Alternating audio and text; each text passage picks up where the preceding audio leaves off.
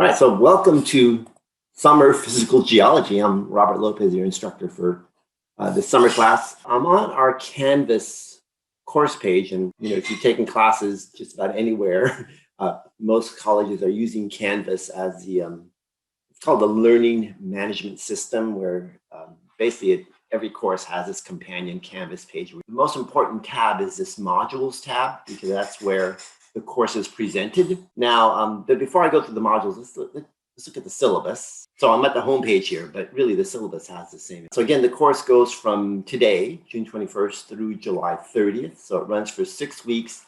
And this intro is just from the schedule. It just describes the course. It is a lecture and lab course, so it's a 4-unit course. I have my contact information up here. I have when I'm be available for office hours. And I do have this office hours Zoom link here. So if you want to do office hours, send me an email first, because I have to activate it. So if I don't see anybody interested in doing the office hours, I won't activate it. But if you want to do it, I'll activate it. Then I guess I invite you into the office hours. So that's the little bit about that. So Mondays and Tuesdays. But again, if you wanted to meet at a different time, just let me know, and we can arrange for a different meeting time. Yeah, 4-unit. And so what you are required, we have a free textbook. And so I have the link for the open source textbook here. I like this book quite a bit. It covers geology the way I cover it. And it covers geology kind of in a sense of looking at the Western North America, although they're looking up at Canada, British Columbia, and Vancouver. But a lot of the geology we see, or that you would encounter up in the Pacific Northwest and in Vancouver, British Columbia, is very similar to California. We have a lot of these tectonic features because we've been facing this Pacific Ocean for about 700 million years. All right, so that's a textbook there. You'll see that the quizzes, I have Canvas quizzes for each chapter, are based on the reading assignment or the text, the chapters in this textbook. Whereas the exams and everything else are primarily based on my video lectures, which I'll get to in a moment. And then I do have a lab manual that I produce for this class. And the labs follow, I have these video lectures or video tutorials that I present that guide you to the lab. And then you look at what I'm doing in the video, and you can answer the questions in the lab assignments. I've seen that some people have already completed the minerals lab, which is the only thing about this one is you need to print the lab sheets, right? And usually on the labs I have, each lab is several, like maybe 16, 20 pages long, but you don't have to print all 20 pages. I usually have like a subset of those pages, and I call those the lab answer sheets. And that's what I'd prefer you to print out, because they're only like 6 pages, and that's where you're actually doing some writing on, right? And I'll show you that in the lab where you can print out those sheets, and you'll submit those. That way you won't have to print the 20 pages.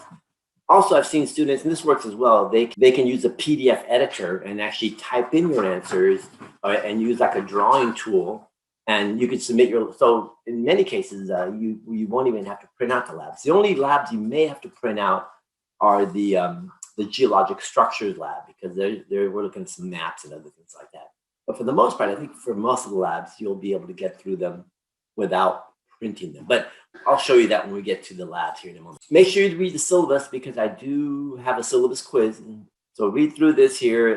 The big kind of topics is the bi-weekly due dates, because we're compressing the 16-week semester into 6 weeks. I'm having due dates on Wednesdays and Sunday nights, so twice a week. And you can see the first couple are due this week. And then in terms of time, you're looking at about 12 hours per week on the lecture part, and the reading and everything kind of that deals with the lecture part of the course. And then the labs, since we're doing about 2 labs, maybe 2.5 labs per week, that's where we have the 6 to 8 hours there. So you're looking at about 18 hours per week. The other big part of this, let's see, this part here. So because this is a transferable course to UC, Cal State's, the IGETC pattern.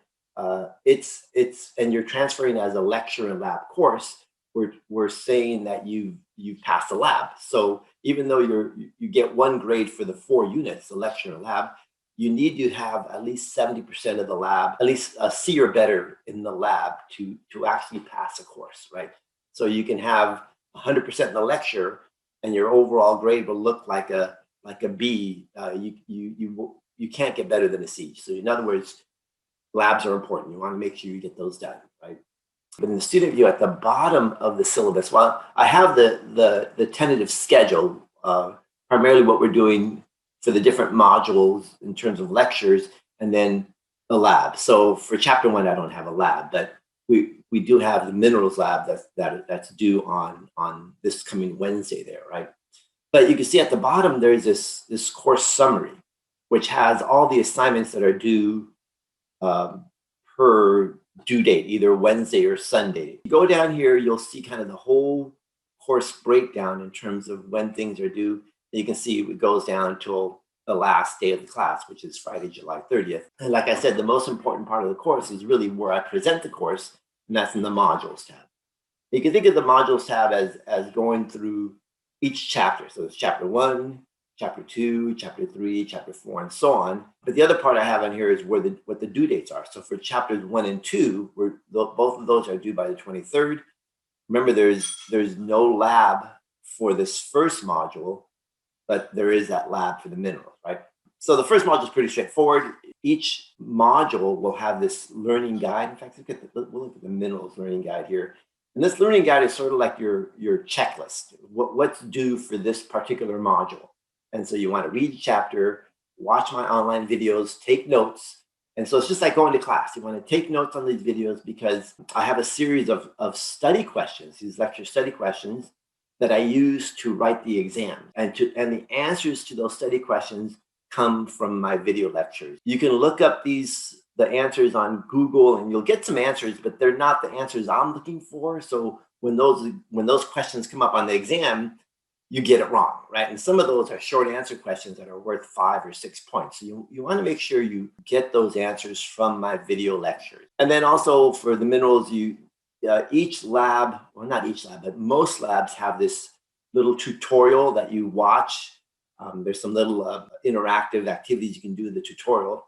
And then I have a Canvas quiz that follows that. Click on my video lectures here. You see I have, it's like me writing on the chalkboard, right? But in this case, I have a document camera here that I use as my whiteboard. And then following the lecture series, I have study questions. And so again, I use these study questions to write the exam. For the study questions, you don't turn these in. These are just for you to prepare for the exam. Each module will have a reading quiz, and the reading quiz are based on the textbook. So that's our link to the textbook there. I mentioned that each lab will have this tutorial. So this pre-lab tutorial, basically you go through all these steps and they talk about, the mineral luster. So it's another way, because I talk about it in my video lectures, but it's another way for you to see how it's presented. All right, so let's look at the lab now. Well, there's a quiz. So this pre-lab quiz is based on that tutorial. And then the lab for itself, for minerals in this case, you can see that the lab, if you click on the whole lab, it's the whole thing, right? It's about 19 pages you can see right there. So you can download, I recommend downloading the mineral lab onto your computer. Don't print that. But then you can see the lab answer sheets over here. This is short, this is only 6 pages. And so these are the boxes or spaces where you have to actually enter information. And this is what I grade. So I recommend you print this. So another thing you can do instead of, if you have a PDF, like this is Adobe or some other PDF editor, you can just click on the edit PDF here. And I usually close this here and there's an add text box up here. You can add text. And so for example, in the mineral lecture, you'll see that I describe minerals with a 4-part definition. So they're naturally occurring. So they're not synthetically made, right? They're inorganic solid. They can have carbon, but carbon would be not produced by photosynthesis. So it'd just be like raw inorganic carbon, not produced by an organism. For example, one of the minerals we have is calcium carbonate, which is a common mineral called calcite. And calcite makes a rock called limestone. If you ever heard of limestone or travertine, cave stone, that's made out of calcite. There's carbon in it, but that carbon is just an inorganic, not produced by photosynthesis, right? It's just sitting in the environment, right? And crystalline property means that all minerals possess an internal arrangement of atoms. The way the atoms are structured is repetitive and very specific to that mineral. And that property enables us to test the minerals for their properties, and then we can figure out what they are. And that's really the key part. So you can see that you can type in your answers. And if you want, you can get fancy and make it a different color and stuff like that, right? So, and then when you're doing the activities, you'll watch my in fact, let's go back to the labs. And so you can see that I have these videos. So for that activity, for this activity 1.1 and 1.2, you would watch this video 1.1, and I go through all the steps, and I go through all the minerals, and then what you observe me doing on the video, you can enter into the boxes here, right? And then for activity 1.3, it's sort of the same thing. You would watch this video on hardness, and then the activity 1.4, and then 1.7. This is really an important one, because this is the activity where you actually identify the minerals. And I scratch them, I do all the physical tests, and then your job is to identify the minerals. And you'll see that in the videos, I talk quite a bit about how to do that, right? Okay, so that's a little bit on the labs there, at least for the minerals lab. And you can see it's going to be the same thing when we get over here to igneous rocks, magma and igneous rocks. Same idea, the reading quiz. Although this one I have a textbook exercise that you'll do as well. But you can see here for the lab itself, there's the entire lab sheet or just the answer sheet. So kind of the same idea like I did earlier. And there are the videos. Other things to note is, you can check your grades on here. There's announcements that I post on there. But if you want to meet for a Zoom meeting and you have questions like office hours, we can meet here. And again, I will not record our office meetings. That'll just be, it'll just be for us. It's not going to be shared with the class. Again, just let me know when you want to meet. And that's really all I have for today. Any questions? So if there's no questions, what I'll do is I'll post this intro video on Canvas. Okay, thank you guys. Then I'll just check out here. And again, if you have any questions, email me. We could do a Zoom, or actually, I'm not in my office, so I won't answer my phone right now. So the best way to contact me is through email, and then we can do a Zoom. All right, bye.